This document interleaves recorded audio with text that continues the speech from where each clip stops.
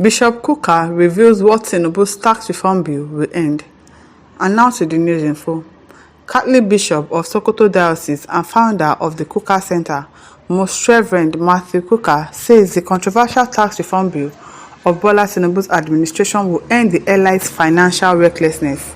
I hope it does. I really hope it does. Bishop Kukah made this statement on Channel's television morning brief on Tuesday. He urged the federal government to ensure that the ongoing reforms lead to the country's development. We pray so. We pray so. We pray that it will lead to the country's development. The bills have attracted criticism in several parts of the country since they were sent to the National Assembly. Some critics said the bills are targeted against the northern region, with millions arguing they will overburden Nigerians. Nigeria is a very energetic country with people that are so eminently gifted and are roaring to soar at any time. Yes, so Nigerians are so gifted, so talented, with the gifts and talents that we have in this country. If we had an enabling politician, presidents, governors that are seeing your gifts and your talents and are saying, oh, this thing must not leave our country, this talent must not run outside of the country, and you try everything possible to make your country better, of course our country will be like that giant of Africa that they call us. Then would actually be a giant of Africa, because obviously the giant of Africa that they call us in this country, we are not any giant of any Africa anyway. Nigeria is not a giant anyway. We are dwarfs. That is exactly what we are. We are not giants of Africa. We are not. Let's stop deceiving ourselves. We have a lot of gifts, a lot of talented people. Nigerians are so intelligent, so intelligent, but all our talented people, all our intellectual people, they are all leaving the country because why? The country is not working. Everything is just turning upside down. So they would rather go to a place where their skills, their talents will be appreciated, where they will be paid very well for the skills that they have, for the talent that they have. People in this country, they don't see your talent as anything. They'll say, oh, this one, I beg. But if that kind of person travels outside the country, he makes good money because they appreciate it over there. We don't appreciate our gift and talent in this country. And now they are leaving. People say that they should not go and people should not japa. Why won't they japa? They will japa now because the country does not recognize their gifts and talents. Nigeria, okay. However, our problem is the inability of states to create enough gatherings to contain the energy, vision, and competing narratives of their citizens. This lack of competitive gathering often spills over into violence. But I hear you when you speak about all the issues identified, and I'm excited about the issue of tax reform bill because first, I know nothing about it, but I have started educating myself. Any form of reform at all must get this thoroughly dysfunctional country working again. We pray so. So I am excited because hopefully we can take the time to listen to the conversation about how to avoid and end this financial recklessness and the irony of Nigerians living by the seaside and washing their faces with saliva. Can you imagine when he says that you live by the seaside and you are washing your face with saliva when you have more than enough, but you are struggling to have that thing for yourself? When we have a country that is supposed to be working, a country filled with so much resources, so much mineral resources, and yet we are not enjoying it. God has really blessed us as a country. We don't have natural disaster. The only natural disaster we have in this country are our politicians. If our politicians are doing very well for the country, we will not be struggling like this in this country. We will not be suffering like this in this country.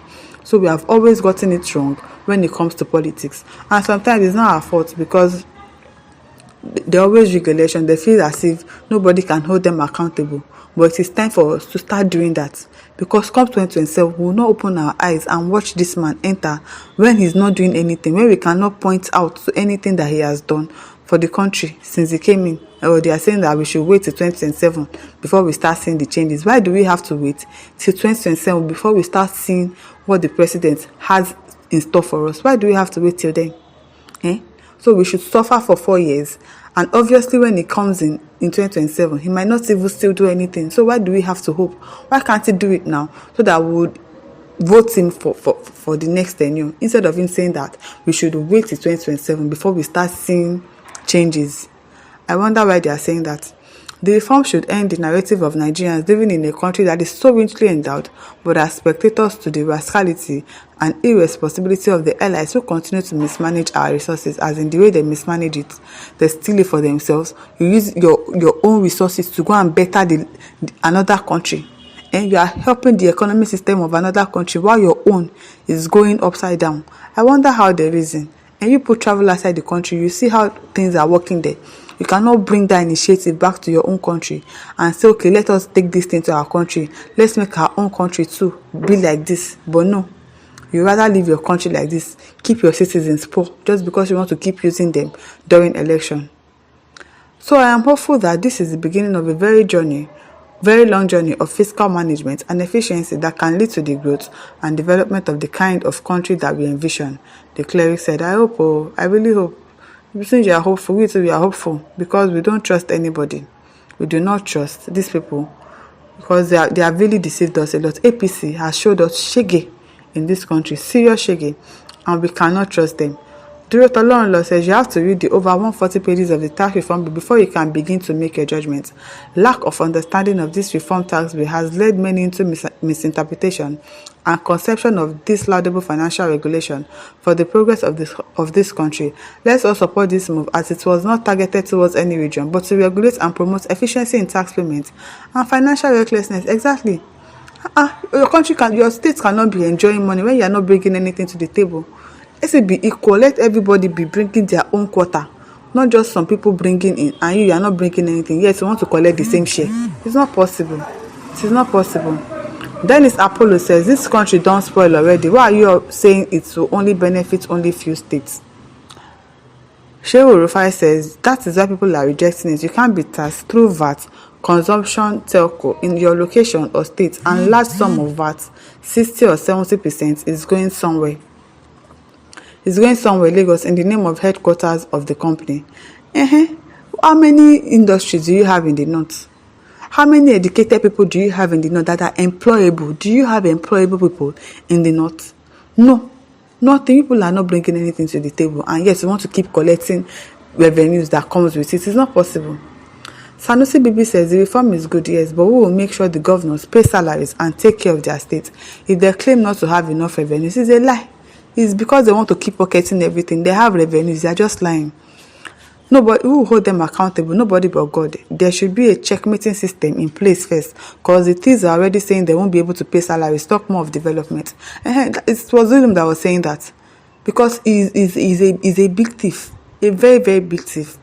How can you say you cannot pay salaries because you are not going to get enough revenues? That man is just a thief. I beg. Onche Oyihoma says, Kukah, you have convinced Nigerians now, but tomorrow I don't want to hear shout. Who is going to shout? Is it the one? Joseph Odi says, this tax reform has really exposed the Northerners as the real parasites of Nigeria. Yes, so they are parasites. They are real parasites. They want to keep reaping where they did not sow. And it's going to stop. It is going to end. My listeners, over to you. Leave your thoughts in the comment section. Don't forget to like, to share, and subscribe. Thank you for listening. See you some other time. Bye.